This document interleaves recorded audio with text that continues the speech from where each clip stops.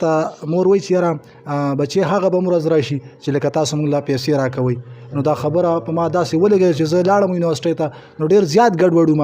نو د هغه ټیم نه بیا دغه یو شعر زما ذهن ته راغی چې قسم په خدای د هر ارمان پوره کېدو دپاره ماله بیبي په خپل پلو پسې پیسې تړلي. نو بس د هغه ټیم نه بیا زمونږ آغاز وشو. مننه ډېره مننه.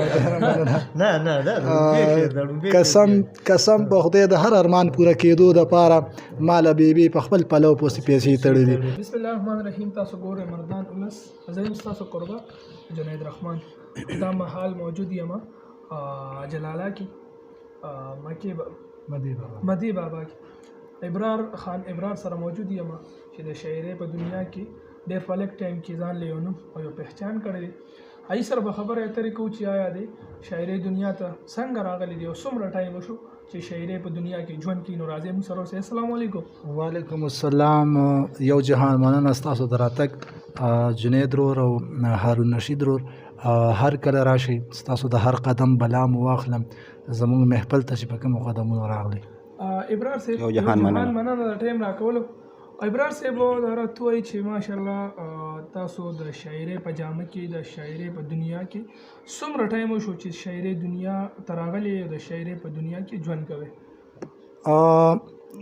زه تقریبا چې 2014 کې زه په یونیورسټۍ کې وم. نو بس یونیورسټۍ نه چې به کله مونږ تلو نو هغه ټیم کې به داسې وه چې اکثر به د پیسو دغه به لږ کمی و. نو یو ورځ چې کوم دی نو مور راته لکه چې سهار کې به مونږ تلو نو مور به راله پیسې راکولې. نو یو ورځ راته مور وایي چې یاره بچې هغه به ورځ راشي چې لکه تاسو مونږ لا پیسې راکوئ. نو دا خبره په ما داسې ولګېده چې زه لاړم یونیورسټۍ ته نو ډېر زیات ګډوډ وم. نو د هغه ټیم نه بیا دغه یو شعر زما ذهن ته راغی چې قسم په خدای د هر ارمان پوره کېدو دپاره ماله بیبي په خپل پلو پسې پیسې تړلي. نو بس د هغه ټیم نه بیا زمونږ آغاز وشو. مننه ډېره مننه.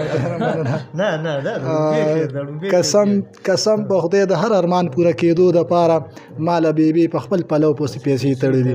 او بیا چې زموږ سره د نیک نام صاحب غونته کې استادانی نو مونږ چې کوم دی چې کوم هم لیک کوو نو دغه د نیک نام صاحب برکت دی چې مونږ 2-3 کسانو پیژندلي او ستاسو غونته کې ګلالي ملګري دا مونږ له راځي ځکه چې تاسو نه نو مونږ څوک هم نشي پیژندلی. نو ستاسو یو جهان مننه چې تاسو دومره هلې ځلې کوئ او په دې ځان له ځان